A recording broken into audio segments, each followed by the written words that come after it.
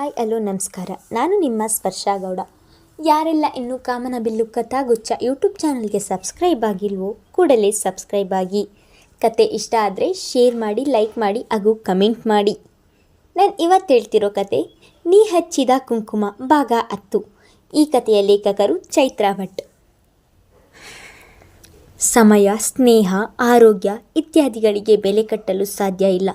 ಅದನ್ನು ಕಳೆದುಕೊಂಡಾಗ ಅಷ್ಟೇ ಅವುಗಳ ನಿಜವಾದ ಬೆಲೆ ತಿಳಿಯುತ್ತದೆ. ಇಂದಿನ ಅಂಬರ ಸ್ಥಿತಿಯು ಇದೇ ಆಗಿತ್ತು. ಮನೆಯಿಂದ ಸಂತೋಷದಿಂದ ಹೊರಟರು. ಕಾಲೇಜಲ್ಲಿ ಮುಖ ತಿರುಗಿಸಿ ಹೋದ ಆತ್ಮೀಯ ಗೆಳತಿಯ ನೆಡೆಗೆ ಮನ ಬಾಡಿತ್ತು. ಏನನ್ನು ಕಳೆದುಕೊಂಡ ಭಾವವದು ಗೆಳತಿಯ ಕಂಡ ಕೂಡಲೇ.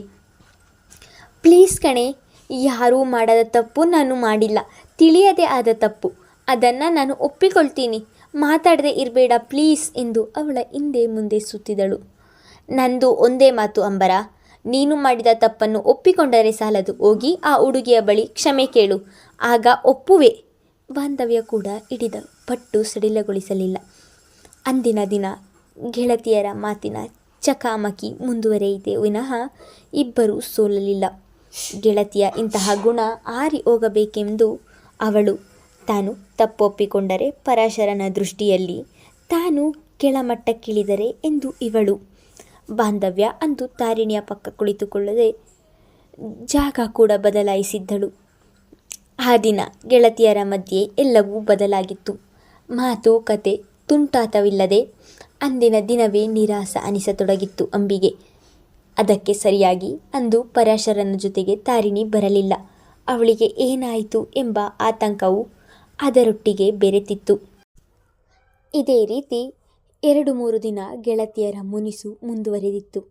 ಅಂದು BA ತರಗತಿಯವರಿಗೆ ಮೊದಲ 2 ಕ್ಲಾಸ್ ಇರಲಿಲ್ಲ. ಅಂದು ಮಳೆಯೂ ಇರಲಿಲ್ಲ.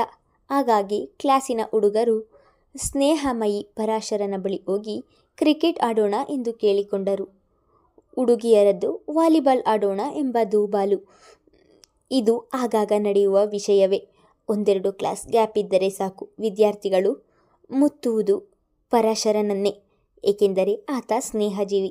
ಮೈದಾನಕ್ಕೆ ಹೋದರೆ ಅವರೆಲ್ಲ ಕೇವಲ ಅವನ ವಿದ್ಯಾರ್ಥಿಗಳಲ್ಲ, ಸ್ನೇಹಿತರಂತೆ ನಡೆಸಿಕೊಳ್ಳುತ್ತಾನೆ.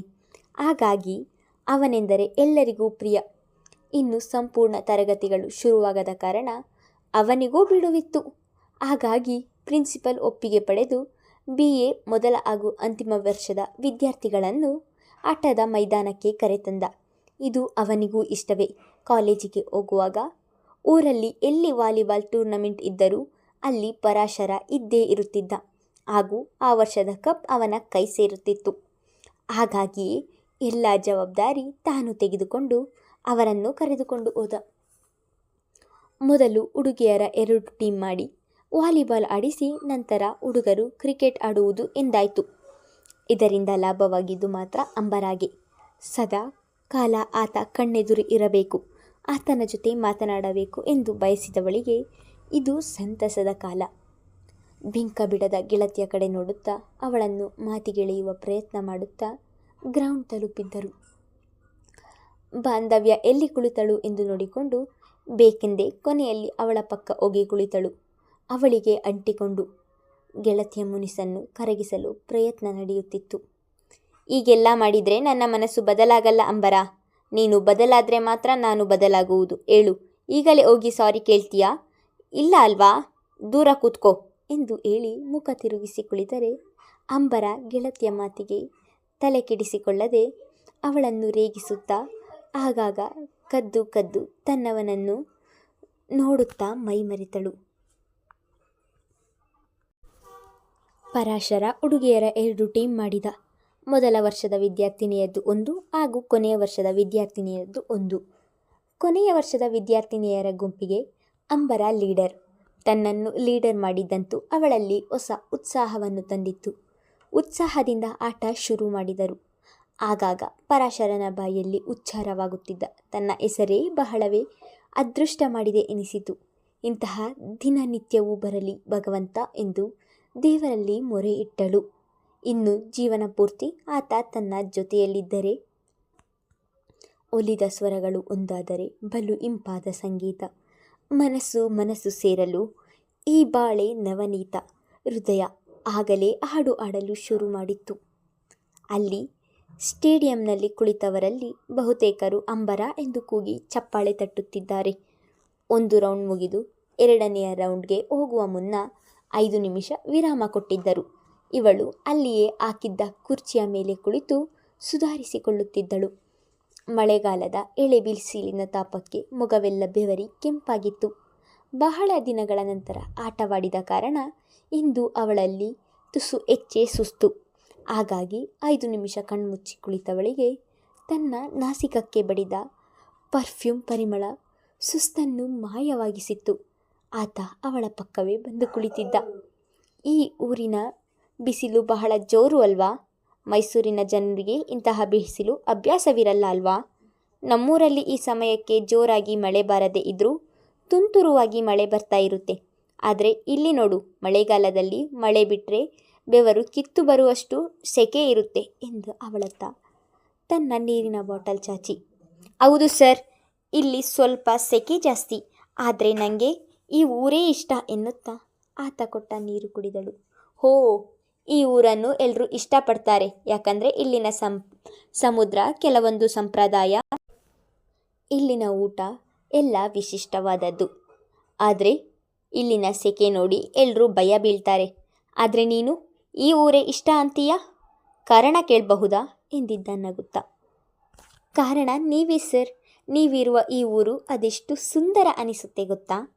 ಇಲ್ಲಿನ ಸಮುದ್ರ, ಬಿಸಿ ಗಾಳಿ ಅಷ್ಟೇ ಏಕೆ, ಈಗ ನಿಮ್ಮ ಬಿಸಿ ಉಸಿರು ಕೂಡ ನನಗೆ ಸಮುದ್ರದಷ್ಟೇ ಇಷ್ಟ.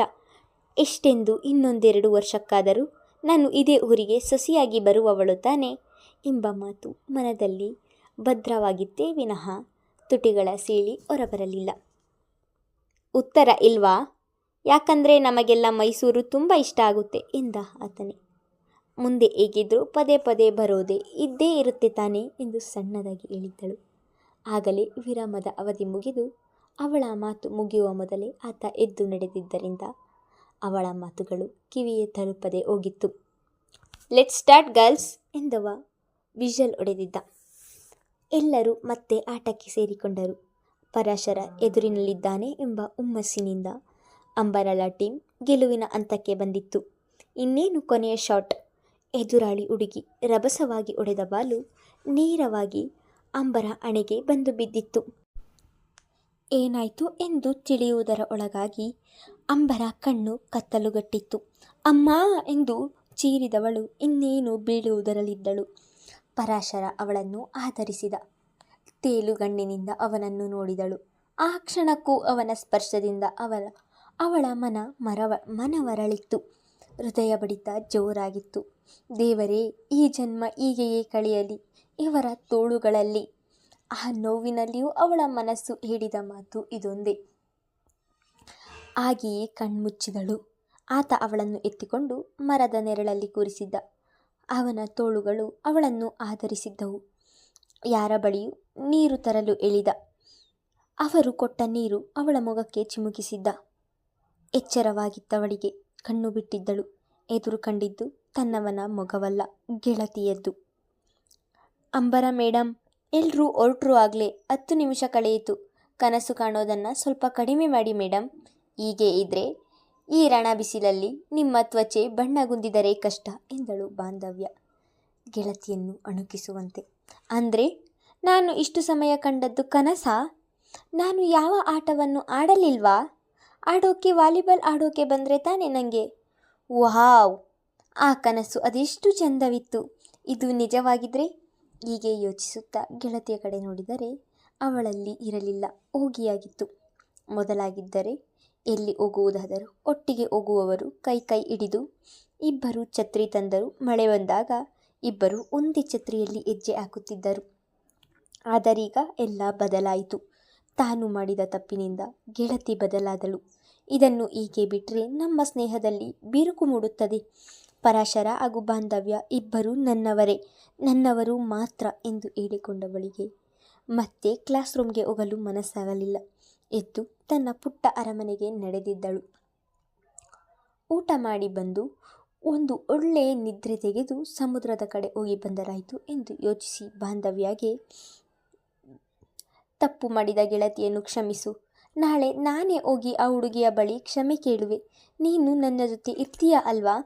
ಆದರೆ ಒಂದು ಮಾತು, ಈ ವಿಷಯ ಇಲ್ಲಿಯೇ ಮುಗಿಯಲಿ. ತನಕ ಹೋಗೋದು ಬೇಡ ಆಯ್ತಾ? ಈ ಕಾಲೇಜಲ್ಲಿ ನೀನಿಲ್ಲದೆ ಒಂದೊಂದು ಕ್ಷಣ ಕೂಡ ಕಳೆಯೋದು ಕಷ್ಟ ಕಣೆ. ಪ್ಲೀಸ್. ನಾಳೆ ಬೆಳಗ್ಗೆ ನಾನು ತಡವಾಗಿ ಕಾಲೇಜ್ಗೆ ಬರ್ತೀನಿ.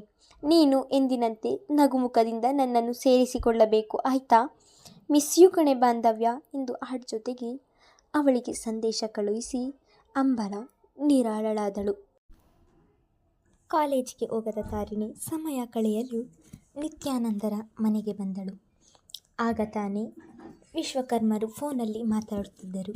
ಕರೆ ತುಂಡರಿಸಿ ಬಂದವರ ಮೊಗದಲ್ಲಿ ಎಂದಿನ ಸಮಾಧಾನ ಇರಲಿಲ್ಲ. ಕಾರಣ ಅರುಂಧತಿ. ಏನಾಯ್ತು ಮಾವ, ಒಂಥರ ಇದ್ದೀರಾ? ತಾರಿಣಿ ಎಂದಿನ ಸಲುಗೆಯಿಂದ ಕೇಳಿದರೆ ಅಡಿಗೆ ಮನೆಯಲ್ಲಿದ್ದ ಸರಿತಾ ಕೂಡ ಬಂದು ಇದೇ ಪ್ರಶ್ನೆ ಕೇಳಿದರು.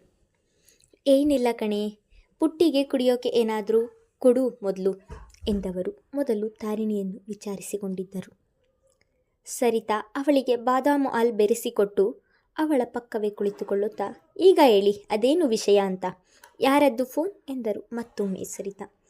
ಅದು ಸರಿತಾ, ಅಪ್ಪ ಅಮ್ಮನ್ನ ಕರಿ, ಒಟ್ಟಿಗೆ ಹೇಳ್ತೀನಿ ಎಂದರು. ಒಂದೆರಡು ನಿಮಿಷದ ಒಳಗೆ ಮನೆಯವರೆಲ್ಲ ಅಲ್ಲಿ ಉಪಸ್ಥಿತರಿದ್ದರು. ಅಪ್ಪ ಅಮ್ಮ, ಸರಿತಾ, ಅರುಂಧತಿ ಕರೆ ಮಾಡಿದ್ಲು. ಅವಳು ವಾಪಸ್ ಬರ್ತಾ ಇದ್ದಾಳಂತೆ. ಇನ್ನೊಂದು ವಾರದಲ್ಲಿ ಬರ್ತೀನಿ. ನೇಸರ ಕೂಡ ಇನ್ಮುಂದೆ ಇಲ್ಲೇ ಇರ್ತಾಳೆ ಅಂದಳು. ನಾನು ನೇಸರ ಅಲ್ಲಿಯೇ ಸೆಟಲ್ ಆಗಬಹುದಲ್ವ ಅಂದೆ. ಅದಕ್ಕವಳು ಅವಳ ಒತ್ತಾಯಕ್ಕೆ ಬರ್ತಾ ಇರೋದು. ಈಗ ಓದು ಕೂಡ ಮುಗೀತು. ಅವಳಿನ್ನೂ ಹಳೆಯ ವಿಚಾರವನ್ನು ಮರೆತಿಲ್ಲ ಎಂದಳು. ಎಂದವರು ಅಪ್ಪ ಅಮ್ಮರ ಮುಖ ನೋಡಿದ್ದರು. ಅವರ ಮುಖದಲ್ಲಿ ಮಗಳು ಬರುವ ಯಾವುದೇ ಸಂಭ್ರಮವಿಲ್ಲ. ಬದಲಾಗಿ ಚಿತೆಯ ನೆರಿಗೆ ಮೂಡಿತ್ತು. ಅಷ್ಟೆಲ್ಲ ಖರ್ಚು ಮಾಡಿ ಅವಳನ್ನು ಓದೋಕೆ ಕಳುಹಿಸಿದ ಕಾರಣ ಏನು ಹೇಳು?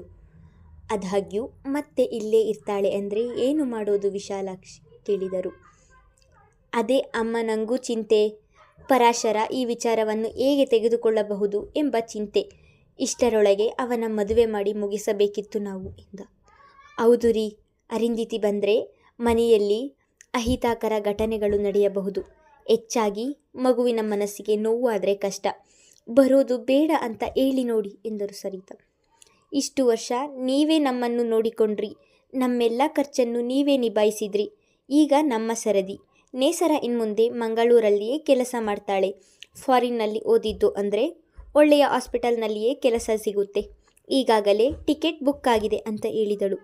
ಮುಂದಿನ ವಾರ ಬರೋದು ಪಕ್ಕ ಆಗಿದೆ ಅಂದಳು ಎಂದು ಅರುಂಧತಿ ಹೇಳಿದ ವಿಷಯ ಅರುಹಿದ್ದರು ವಿಶ್ವಕರ್ಮ. ಅವಳು ಒಂದು ಮತ್ತೆ ಈ ಮನೆಗೆ ಗ್ರಹಣ ಬರದೇ ಇದ್ದರೆ ಅಷ್ಟೇ ಸಾಕು ಎಂದು ನಿತ್ಯಾನಂದರು ಸೋಫಾಕ್ಕೆ ಒರಗಿ ಕಣ್ಣು ಮುಚ್ಚಿದರು. ಮುಂದುವರೆಯುವುದು. ಅರುಂಧತಿ ಯಾರು ಎಂದು ಗೊತ್ತಾಯಿತು ಅಲ್ವಾ? ಆದರೆ ಅವಳಿಂದ ಈ ಮನೆಗೆ ಏನು ತೊಂದರೆ ಎಂದು ಮುಂದಿನ ಸಂಚಿಕೆಯಲ್ಲಿ ತಿಳಿದುಕೊಳ್ಳೋಣ. ಧನ್ಯವಾದಗಳು.